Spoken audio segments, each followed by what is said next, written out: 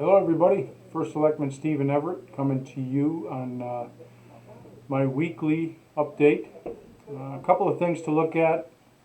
You know, after the storm 2 weeks ago and our problems clearing roads, working with Eversource, I want to go over a couple of things because we're entering the hurricane season as we speak. One is hitting Texas and the Louisiana coast right now.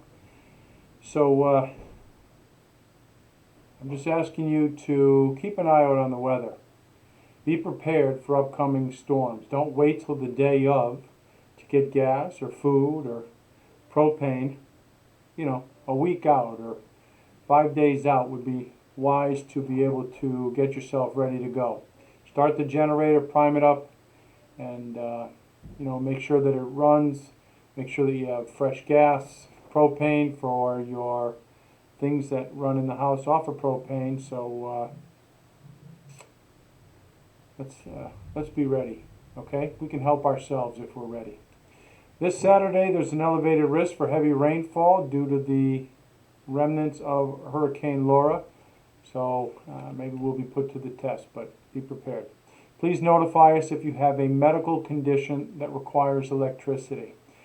During the storm 2 weeks ago, I was in heavy discussions. I'll call them discussions. I'd rather say I was fighting with Eversource because we had places that needed electricity and we were not able to get to them in a timely fashion. I think what will help in my discussions with Eversource to have a running plan through the Emergency Operations Center here in town is to have an updated list of those people in town who truly need electricity for emergencies like oxygen machines or I know charge batteries on lifts or chairs. So please contact our Senior Center Director, Bernadette Deering, at 860-228-0759. If I know you need this, it's easier for me to be able to get on the horn, contact emergency services through Eversource, get roads cleared, and get power to you hopefully quicker. I can't guarantee it, but at least we'll know you're there and we'll keep an eye out for you. And we'll do our best as a town to get you some services if you need that too. All right, please. Emergency electricity. The rest of you should be prepared for whatever comes our way. Okay? Pruning of the trees. The more aggressive you prune the trees around your house, around your wires, the better off you'll be. When Eversource decides to put power, restore power, they go after a large group. They go after a street or a part of a grid. If it's ripped off your house, you're the last one who's going to get service. Believe me, I know. Okay, so prune it up and help yourself maintain those wires attached to the house. Reflective address markers. They can be obtained from our fire department, and it'll be easier for our fire department to find you in blinding wind and rain and darkness. Reflective address markers, and they're screwed right to your mailbox post in some manner. So I have them. I know most of the people have, but we want everybody to have them because it makes it easier for our fire department or emergency services to locate your home. Okay. To order them, please go to the Columbia Volunteer Fire Department's website at ColumbiaFire5, that's the numeral, .org, ColumbiaFire5.org, and download the printable form, or you can fill out the electronic form. The price is $10 per sign or $12 with mounting brackets. Mine went right on the post. Can be seen from both sides, but if you need the brackets, it's $12, okay? So the fall is coming. We talked about that. Please do not rake your leaves into the road and into the drainage swales that are running parallel to the street or onto the street. We don't vacuum them up. If the drainage swales are blocked, this causes problems with flooding. Okay, so take care of your own leaves. You can bring them free of charge to the transfer station and dump them there. We'll take care of them there. A food drive at Columbia Ford Kia. They're hosting a food drive in the month of August. that will benefit the residents of Columbia. The food drive will run every Saturday from 11 a.m. to 4 p.m. on August 15th. So it's been ongoing, with the last Saturday ending in September 5th from 11 a.m. to 2 p.m.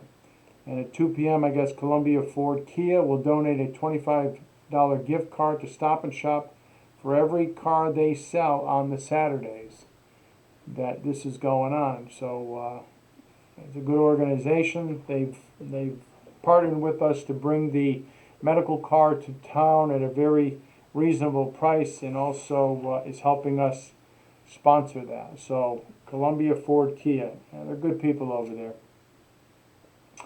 Now I've been asked by the I've been asked by the town clerks, I've been asked by the registrar of voters to kind of go over the absentee ballot and what's going to happen here. So in the mid-September, everybody is going to get this form. You don't have to study it now. You're going to get a form that looks like this. Let me see where the camera is, right? And this is going to be your application to apply for an absentee ballot for the upcoming November election. Now, all voters must sign the application right here. Okay, where my finger is. Must sign the application. And then you can put down why you need the absentee ballot, but this year you'll see on there COVID-19. All voters are able to check this box. Nobody will question it. If you want an absentee ballot and you want it, COVID-19 is your reason here. And then you can drop this form just as it is. There's nothing secretive on here. Into the collection box outside both doors here at Yeoman's Hall and the Adele Urban Town Hall office entrance. Okay, either one of those, and we'll pick them up. You can do it right after you get this form, mid-September, from the Secretary of State. They're going to be sending it out. And then what will happen is our clerks will pick them up, and they will send you the absentee ballots when they come in. And we're looking at, they say they're going to be available October 2nd. So we'll send them out. Okay? So the sooner you get this in, the better. You can drop them in the box, complete it, or you can mail them to the town hall, care of the Town of Columbia Town Clerk, on 323 Route 87, Columbia 06237. 323 Route 87, and that is the town clerk. Okay? We would like you to put them in the boxes if you are able. Otherwise, we're going to be trusting in the Postal Service, and you know, they do a great job. I get my bills every day. But you know, it's just better if it comes to the box. We can work them faster and cleaner that way and get them out. And then you'll get your absentee ballot later on before the election. All right. They did such a nice job. They brought me a picture of the collection box. 2 of them. One of them says official ballot box. I think we'll go with that one in November. But now we'll take the application in either box outside, the drop box, and we'll get you your absentee ballot. So it's almost the end of the summer. You know, can 2020 end quickly or what? I mean, it's been a year, but if you guaranteed me everything would be great, I'd forfeit the remaining 4 months and, you know, just move forward. But I continue to ask you, keep an eye on your neighbors, keep an eye on your friends, keep an eye on your loved ones. Make sure people are doing okay. It's a very depressing time. We're still into this COVID. Still wear the mask. I know. I get the you know, the letters. I don't want to wear a mask. I get it. Do whatever you want in your own home.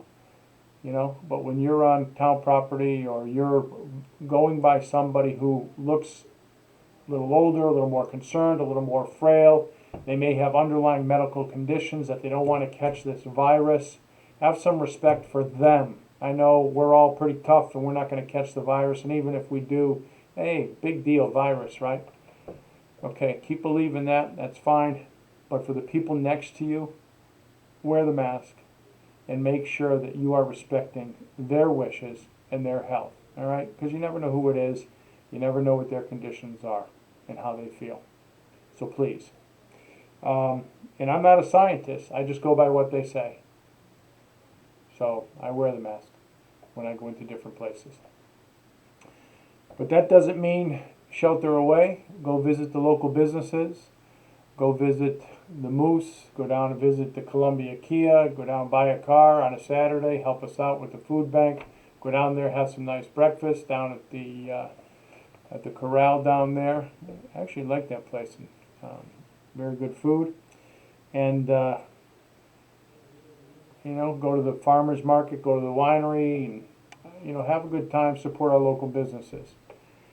We're trying to get things done. We're trying to do as best we can here to make sure that we don't miss a beat, and I think we're doing a pretty good job. I thank all the people who work in Columbia that are here, and all the people that are doing their jobs wherever you are. I know we don't make millions of dollars playing ball or,